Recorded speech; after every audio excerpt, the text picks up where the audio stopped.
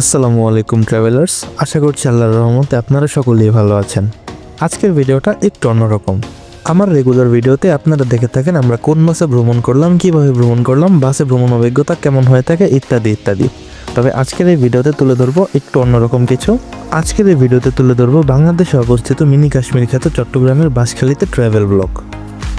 সবসময় আপনাদেরকে বাসের ভিডিও দিতে এবার ভাবলাম যে নতুন কিছু ট্রাই করা যাক, তাই এই ট্রাভেল ব্লগটি নিয়ে আসা। এই ভিডিওতে আপনাদের মাঝে তুলে ধরবো ঢাকা থেকে আপনারা কিভাবে বাঁশখালী যাবেন বা যেতে না পারলেও আপনারা ঘরে বসে উপভোগ করতে পারবেন একটি বাস্তব ভ্রমণ অভিজ্ঞতা। পাশাপাশি তুলে ধরবো খরচ কেমন লাগে সেখানে যেতে এবং কখন কতজন মিলে আপনারা যেতে পারেন সবকিছুর বিস্তারিত। তো ঘরে বসে পাহাড় ও সমুদ্রের ফিল নিতে চাইলে এখনই হাতে এক কাপ কফি নিয়ে বসে পড়ুন। শুরু করতে যাচ্ছি আজকের এই ট্রাভেল ব্লগ প্লাস ভ্রমণ গাইডলাইন ভিডিওটি। Let's begin.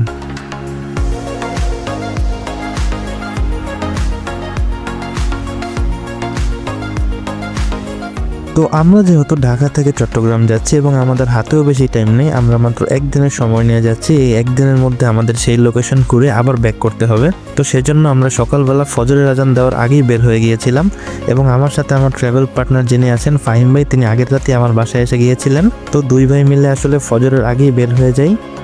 তো আপনারাও যদি আমাদের মতো একদিনের সময় নিয়ে চট্টগ্রাম যাওয়ার প্ল্যান করে থাকেন তাহলে অবশ্যই একদিন আগে সকালবেলার ফার্স্ট ট্রিপের গাড়িগুলোর টিকিট কেটে রাখার চেষ্টা করবেন। না হলে দেখা যায় সকালবেলার ফার্স্ট ট্রিপে যে গাড়িগুলো যায় সেগুলো আসলে অলওয়েজ বুক থাকে। তো চেষ্টা করবেন আগের দিন বুক করে রাখার জন্য। তো আমরাও আসলে আমাদের টিকিটটি বুক করে রেখেছিলাম হানিফ এন্টারপ্রাইজে। এই টিকিট বুক করে রাখাই ছিল আমাদের সবচেয়ে বড় ভুল বলা যায়। আমাদের জন্য সবচেয়ে বড় ভুল এটা কেন বললাম, আগে এটা এক্সপ্লেন করে নিই, দাঁড়ান। আমাদের ট্রাভেল ডেটটি ছিল 19 ডিসেম্বর এবং আমরা যেদিন টিকিট কেটেছিলাম সেদিন ছিল 18 ডিসেম্বর। 18 ডিসেম্বর ডেটটি শুনে আপনাদের কি কিছু মনে পড়ছে? ইয়েস, এই দিনই হচ্ছে আমাদের হাদি ভাই মারা গিয়েছিলেন। হাদি ভাইয়ের মৃত্যুর খবর শুনে আমাদের অনেক ভাইরাই কিন্তু রাস্তায় মিছিল নিয়ে নামে এবং রাস্তা ব্লক করে রেখেছিল এর আগের দিন রাতে। তো রাস্তায় বিক্ষোভ চলার কারণে যেটা হয়েছিল, এর আগের দিন রাতে কোনো গাড়ি কিন্তু ঢাকা থেকে বের হতে পারেনি। আমাদের গাড়িটি ছিল সকাল 5:30টায় হানিফ এন্টারপ্রাইজে। তো আমরা কাউন্টারে এসে জানতে পারলাম যে রাত 12টার গাড়ি নাকি তখন পর্যন্ত আসতে পারিনি। তখন বাজে সকাল 5টা। আমরা আধা ঘন্টা আগেই কাউন্টারে গিয়েছিলাম এবং কাউন্টারে গিয়ে আমরা অনেক যাত্রী দেখতে পাই। তখনই আসলে আমরা জানতে পারি যে রাত 12টার পর থেকে কোনো গাড়ি কাউন্টারে আসতে পারেনি, আর আমাদের গাড়ি তো সকাল 5:30টায়। তো কাউন্টারে 10-15 মিনিট দাঁড়িয়ে থাকার পরে আমরা দেখতে পাই আসলে রাস্তা মোটামুটি ক্লিয়ার হয়ে যাচ্ছিল এবং রাত 12টার পরের যে গাড়িগুলো আছে সেগুলো ঢুকতেছিল। এবং কাউন্টারম্যানকে যখন জিজ্ঞেস করি তখন আমরা শুনতে পাই আমাদের গাড়ি নাকি এখন পর্যন্ত ঢাকায় ঢোকেনি, ঢাকায় ঢুকবে তারপর ব্যাক করা তো অনেক পরের কথা। তো রাত 1:30 মিনিটের গাড়িতে করে হানিফ এন্টারপ্রাইজের আমাদের টিকিটের যে টাকাটা রয়েছে সেগুলো ব্যাক করে দেওয়া হয় কাউন্টারে এবং আমরা টাকাটা ব্যাক নিয়ে নিই। টাকা ব্যাক নিয়ে নেওয়ার পরে আমরা রাস্তা থেকে শ্যামলী এনার ট্রাভেলসের একটি গাড়িতে পোক মেরে নিই। মানে পোক বলতে হচ্ছে যে গাড়িতে আমরা টিকিট কাটিনি, রাস্তা থেকে আর কি কাউন্টার ছাড়া গাড়িতে উঠেছিলাম সেটাকে মূলত পোক বলে থাকি। তো সেই গাড়িতে করে আমরা চট্টগ্রামের উদ্দেশ্যে রওনা দিই। সামনে আপনারা হানিফের RM2 যে বাসটি দেখতে পাচ্ছেন, এই বাসটিতে করে ঢাকা থেকে আমাদের টাকাগুলো ব্যাক করা হয়। এই গাড়িটি ছিল রাত 1:30 মিনিটের। তো আপনারা জাস্ট একবার ভেবে দেখেন, রাত 1:30 মিনিটের গাড়ি আমাদের সাথে ঢাকা থেকে বের হচ্ছে সকাল 7টা বাজে। মানে যেই সময় ওনার চট্টগ্রামের কাছাকাছি থাকার কথা ছিল বা চট্টগ্রামেই থাকার কথা ছিল, ওই সময় তিনি ঢাকা থেকে বের হচ্ছেন। সেই রাতটাতে যাত্রীদের আসলে মোটামুটি ভালোই ভোগান্তি হয়, বিশেষ করে মহিলা যাত্রীদের। আমরা তো পুরুষ যাত্রী যারা পেরেছি বাসে লাফিয়ে টাফিয়ে উঠে গেছি, কিন্তু যারা মহিলা আছে তাদের সাথে অনেকগুলো ব্যাগ ছিল, তারা কোনোই বাস পাচ্ছিল না। অনেকে নাকি 6 থেকে 7 ঘন্টা বসেছিল পরের দিন আমরা শুনতে পাই। তো যাই হোক, বাস পেয়েছি এটাই অনেক, আলহামদুলিল্লাহ। তো এখন আমরা চলে যাচ্ছি কুমিল্লার দিকে। কুমিল্লার হোটেল জমজমে আমাদের বাসটি ব্রেক দেওয়া হয়। জমজমে আস্তে আস্তে আমাদের 9টা ওভার হয়ে যায়। রাস্তায় আরও 2-1 জায়গায় আমরা হালকা পাতলা জ্যাম পেয়েছি, তো সেই জ্যামগুলো ঠেলে আমরা এখন আছি জমজমে। জমজমে আমাদের 20 মিনিটের একটা ছোট্ট বিরতি দেওয়া হয়। আর এখানে আপনারা যে সকল গাড়িগুলো দেখতে পাচ্ছেন সবগুলি হচ্ছে 18 তারিখ রাত 11টার আগের গাড়ি, যেগুলো 19 তারিখ সকাল 9টা বাজে মাত্র কুমিল্লার জমজম পর্যন্ত এসে পৌঁছেছে। তো বুঝতেই পারছেন এখানে আসলে যাত্রীদের কতটা পরিমাণ লেট হয়ে গিয়েছে। তো আমরা আসলে চাচ্ছিলাম যতটা দ্রুত সম্ভব চট্টগ্রামে ঢোকা যায় আমাদের জন্য ততটাই লাভ, বা ড্রাইভার স্টাফদের জন্য ততটা লাভ। ওনারা একটু ঘুমাতে পারবেন, কারণ ওনারা সারা রাত ঘুমাতে পারেননি। তো 20 মিনিটের বিরতি আমরা 15 মিনিটের মধ্যেই কভার করে ফেলি।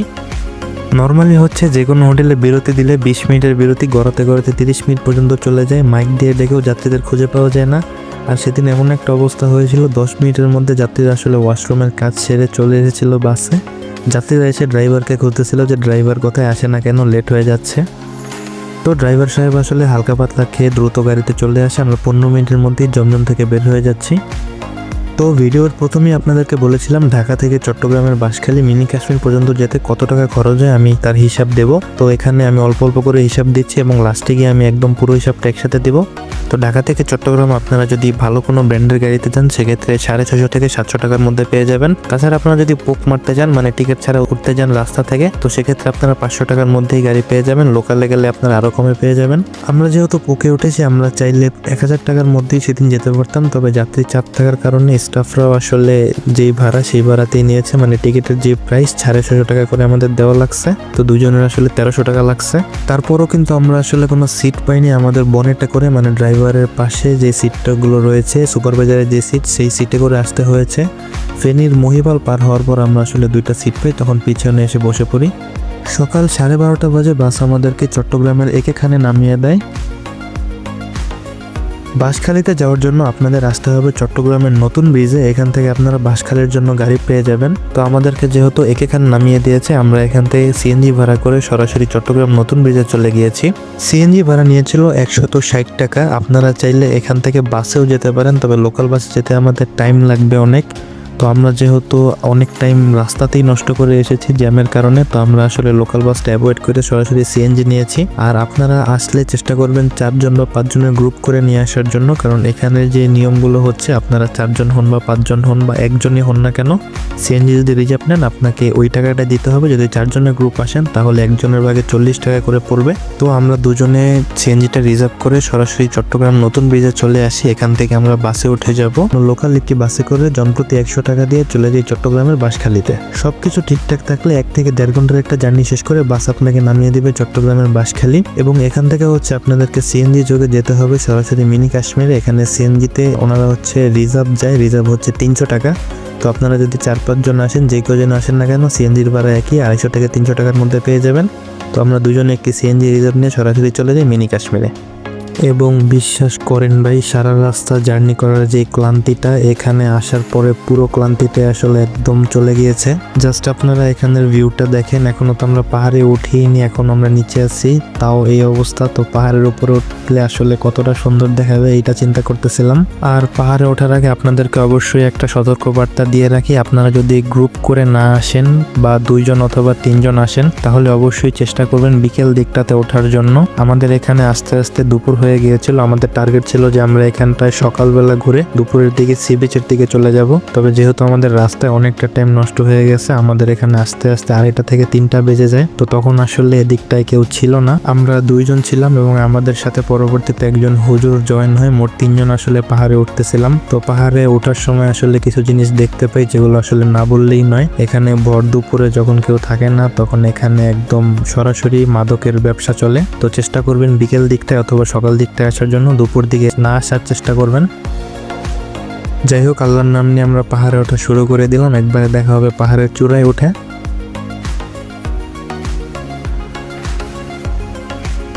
এন্ড পাহাড়ের চূড়ায় ওঠার পর এই হচ্ছে ভিউ। মাশাল্লাহ মাশাল্লাহ মাশাল্লাহ, আপনারা জাস্ট দেখেন যে চারপাশটা কত সুন্দর লাগতেছে। এবং বাংলাদেশের মধ্যে যে এত সুন্দর সুন্দর জায়গা আছে তা হয়তো না আসলে বুঝতেই পারতাম না।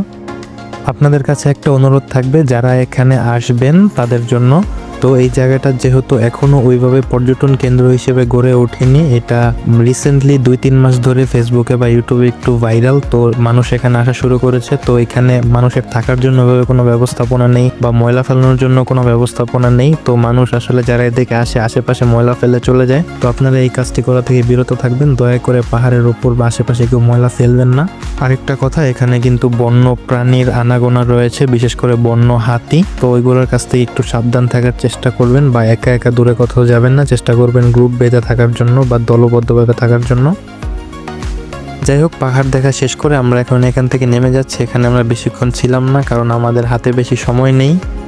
এখান থেকে নেমে এখন আমরা চলে যাব বাংলাদেশের দ্বিতীয় সমুদ্র সৈকত, যেটা হচ্ছে বাঁশখালী সমুদ্র সৈকত। সেখানে আমরা চলে যাব। পাহাড় থেকে নেমে আমরা হচ্ছে একটু হাত মুখ ধুয়ে ফ্রেশ হয়ে আবারও একটা রিক্সার রিজার্ভ নিয়ে চলে যাই সরাসরি সমুদ্র সৈকতে। রিক্সার রিজার্ভ আমাদের কাছ থেকে নিয়েছিল 350 টাকা এবং যেতে আমাদের সময় লেগেছিল 1 ঘন্টা। তবে এই পথটা যেতে আপনাদের মোটেও বোরিং লাগবে না। এই 1 ঘন্টার রাস্তাটা পুরোটাই হচ্ছে অপরূপ সৌন্দর্যে ঘেরা, মানে আশেপাশের যে সৌন্দর্য সেটা দেখতে দেখতেই টাইম পার হয়ে যাবে। 1 ঘন্টা যে আপনারা অটোতে বসেছিলেন সেটা মনেই হবে না। তাছাড়া অটো ছাড়াও আপনারা সিএনজিতে যেতে পারবেন এখান থেকে। সিএনজিতে আপনারা সম্ভবত 450 থেকে 500 টাকার মধ্যে রিজার্ভ পেয়ে যাবেন। সারাদিন কষ্ট করে জার্নি করে আমরা জাস্ট আল্লাহ আল্লাহ করতেছিলাম যে আমরা যেন সমুদ্র সৈকত থেকে সূর্যাস্তটা দেখতে পাই। যদিও যেতে যেতে আমাদের অনেকক্ষণ লেগে যায়, তাও একদম লাস্ট মোমেন্টে গিয়ে আমরা সূর্যাস্তটা দেখতে পাই। তো আমাদের সাথে আপনারাও উপভোগ করুন সূর্যাস্তটা।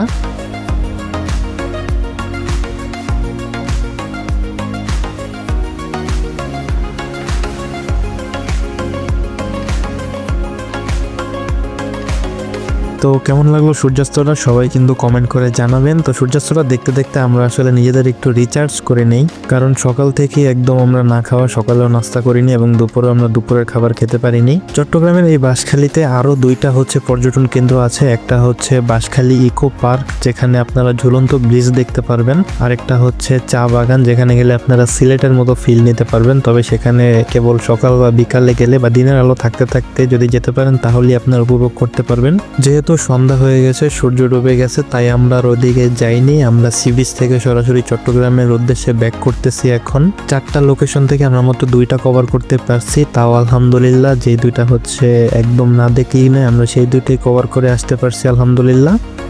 ওই সি বিচ থেকে আপনারা রিক্সায় করে মেন রোড পর্যন্ত আসতে পারবেন, 50 থেকে 60 টাকার বেশি নেবে না। তো এখান থেকে আবার বাসে করে চট্টগ্রাম চলে যাবেন, আগের মতো 100 টাকা করে নেবে। তবে এখানে যদি আপনারা ডাইরেক্ট বাসে যেতে চান বা সিএনজিতে যেতে চান, 120 থেকে 30 টাকার মধ্যে সিএনজি পাবেন এবং চট্টগ্রাম থেকে আবার অ্যাজ ইউজুয়াল বাসে করে আপনারা ঢাকায় চলে যাবেন। সর্বমোট যদি আমি হিসাবে দিতে চাই তাহলে আমাদের একজনের খরচ হয়েছিল 1950 টাকা। এখানে কিন্তু খাবারের খরচ ধরা হয়নি। আপনারা যে যার মতো খাবার নিয়ে আসবেন বা খাবার কিনে খাবেন, এটা সম্পূর্ণ আপনাদের ওপর। এখানে শুধুমাত্র গাড়ি ভাড়া ধরা হয়েছে, যেখানে যা খরচ হয়েছে আমি সবকিছু ডেসক্রিপশন বক্সে সুন্দর মতো লিখে দিব। তো আজকের এই ভিডিওটি ছিল এই পর্যন্তই। প্রথমবার এমন ভিডিও ট্রাই করলাম। যদি আপনাদের কাছে ভালো লেগে থাকে অবশ্যই কমেন্ট বক্সে বলবেন। এখন থেকে এমন ভিডিও দেওয়ার চেষ্টা করব। জানি অতটা প্রফেশনাল হয়নি, তবে যদি আপনাদের কাছে ভালো লাগে এরপর থেকে ট্রাই করব আরও ভালো কিছু উপহার দেওয়ার জন্য। জানি না আজকে ঢাকা থেকে কয়জনকে চট্টগ্রামের এই বাঁশখালী চাম্বল পর্যন্ত নিয়ে আসতে পেরেছি, তবে যারা যারা একদম শুরু থেকে এখন পর্যন্ত আমাদের সাথে ছিলেন সকলকে জানাই আন্তরিক ধন্যবাদ। সকলের প্রতি কৃতজ্ঞতা জানিয়ে আজকের এই ভিডিওটি এখানেই শেষ করছি। সবাই ভালো থাকবেন, সুস্থ থাকবেন। আল্লাহ হাফেজ, আসসালামু আলাইকুম।